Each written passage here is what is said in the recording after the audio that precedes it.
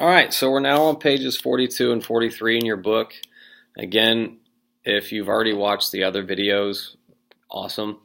What we're doing here is I am reading pages 42 and 43. But all I'm doing right now is, after reading this, I'm trying to find what factors influence population. And just by reading in the earlier chapter, I've got a few, just four from the prior pages. We have climate, arable land, natural increase rate, which is NIR, and CBR and CDR, which is the crude birth rate and crude death rate in a given area.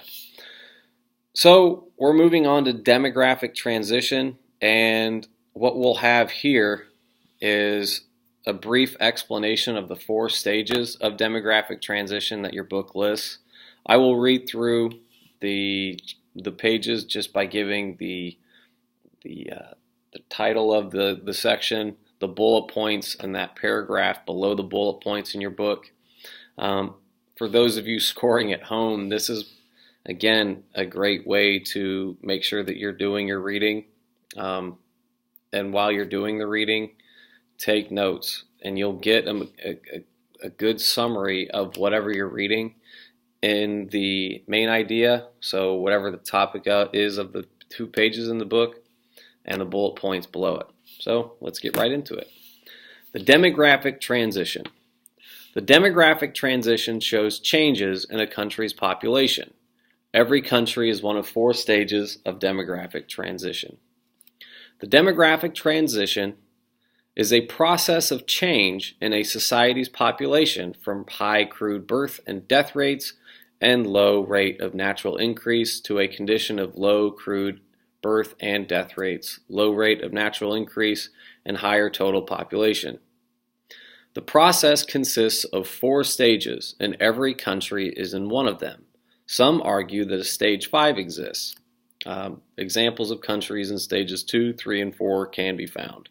So, what I'm going to do, I'm going to read through each stage, stage 1, stage 2, stage 3, stage 4. Obviously, a stage 5 is mentioned. However, that is on the next 2 pages. Yep, it's on page 46. It's not on page 44. So let's get through these 4 stages. And again, we are not just reading this to read it. We're trying to see what factors influence population. So here we go. Stage 1. It's a very high birth rate, a high death rate, and very low natural increase rate. That's stage 1. The stage for most of human history because of unpredictable food supply as well as war and disease. During most of stage 1, people depended on hunting and gathering for food. A region's population increased when food was easily obtained and declined when it was not. Your book claims no country remains in stage 1 today. So, factors influencing population. So if stage 1 is a very high birth rate, very high death rate, very low natural increase rate, your book says an unpredictable food supply, war, and disease impacted a majority or all of humanity early in our existence on Earth. So a lot of people being born, a lot of people dying, so that gives us a low natural increase rate. Factors influencing population, though, food supply. But here's the thing about food supply. We don't need to write it down, because if we know that arable land gives us food supply, then we don't need to add that to our list. It's very much already listed for us. War and disease, let's go ahead and write those down.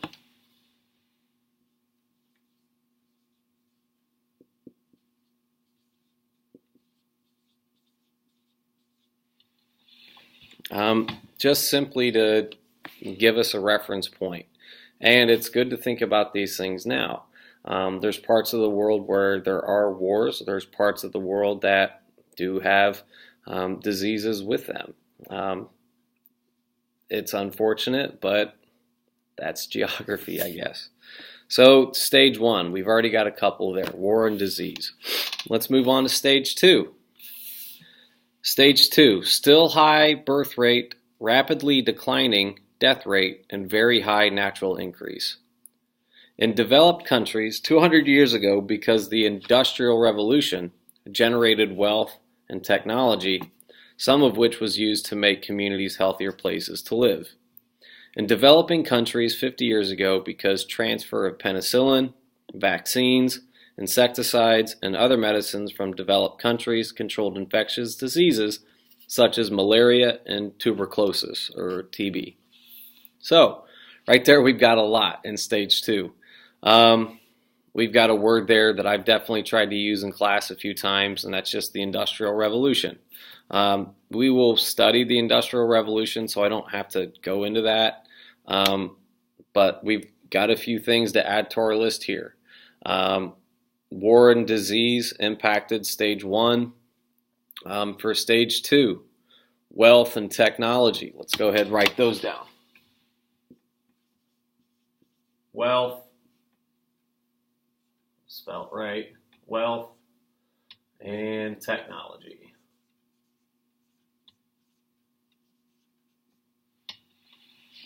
Obviously, if you have wealth, you have the ability to take care of yourself. Certain countries have higher accessibility to wealth. Some countries don't. Technology, obviously some countries have the ability to greatly communicate with each other. Technology can be used as an example for medicine, modern hospitals. If you think about what a hospital, especially the one that's being built right up the road, is probably going to have, you'll have the infrastructure that you can see what you break, like an X-ray machine or an MRI machine. But you need people to work those things. So just by thinking about these two, wealth and technology, I'd go ahead and write down the people that can manage the wealth and technology of a given society. And I'll go ahead and write that down as educated people.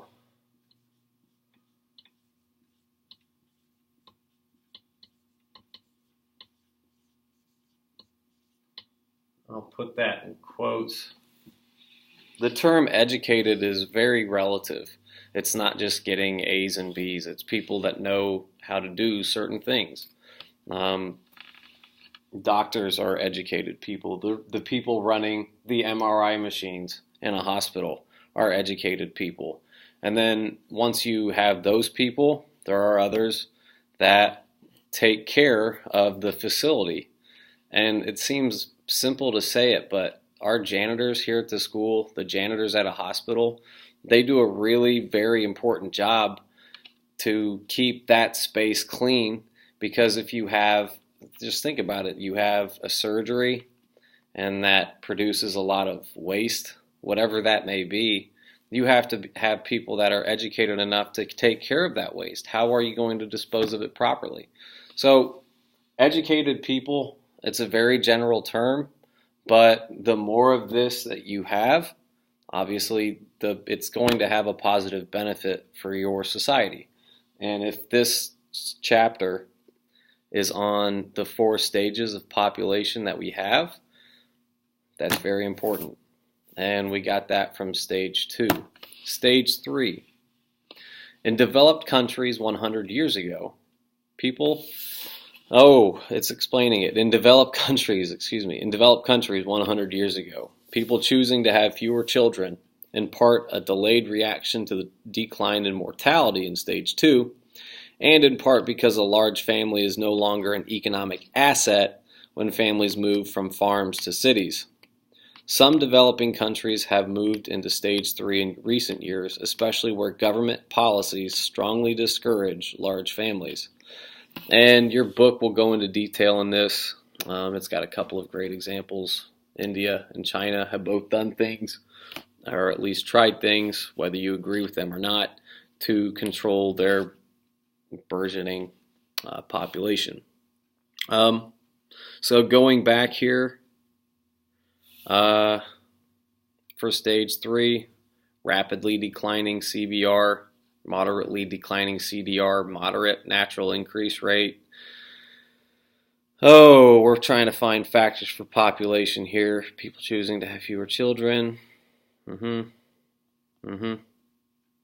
So if people are making decisions to have fewer children, or maybe they're making a decision in in having more children, I'll just go ahead and write this down.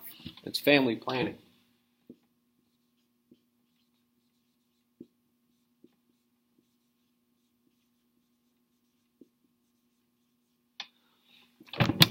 I'm getting a bit crowded over here. So in stage 3, we pulled out family planning.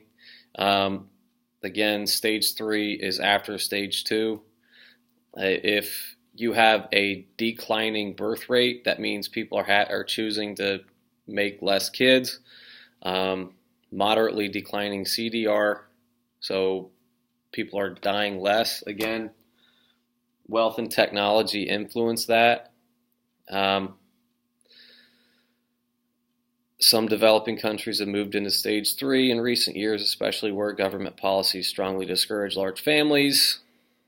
I think we're just going to leave it at that for stage 3, simply because family planning can be so many things. People can choose to have more kids, people can choose to have less, depending on their culture's values and depending on whether that's a benefit or not. Family planning, stage 3. Stage 4, very low CBR, slow, slightly increasing CDR, 0 or negative NIR. So very low CBR in stage 4, low or slightly increasing CDR or death rate, 0 or negative NIR. And in some developed countries, just going right back to the book here, in some developed countries in recent years, increased access to birth control methods, as well as increased number of women working in the labor force outside the home, induce families to choose to have fewer children. As fewer women remain at home as full-time homemakers, they are less likely to be available for full-time care of young children. People who have access to a wider variety of birth control methods are more likely to use some of them. So again, stage 3, if we're trying to find factors influencing population, I'm just going to leave family planning up here because, as your book says, if you have access to birth control methods, and there are a lot of them, that's going to impact your population, specifically growth. And with fewer women working in stage 4 countries, with fewer women staying at home and only raising kids, their life, so the women in the population, if they are just statistically more concerned with working and less concerned with having and raising a family, then that will definitely have an increase in population growth. So it's very interesting that this book has mentioned women, the choice of women, and especially in the last 100 years, because women historically were only meant to be at home and raise a family. But as our society shifted, more women are less focused on the family planning aspect and more concerned with their economic interest. So these stage 4 countries mentions women in the workforce. I'm going to go ahead and write that down up here.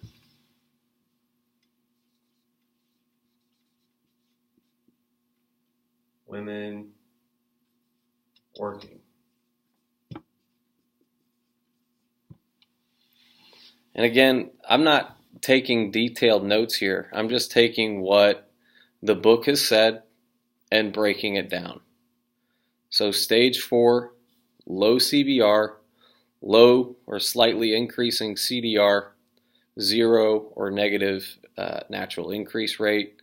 And just in those 4 stages, we've pulled a lot of information. So stage 1, no country, or at least your book says no country is in stage 1 right now. Very high birth rate, high death rate, very low natural increase, what impacted that? War and disease. Stage 2, we see the introduction of wealth and technology and that population's management of that.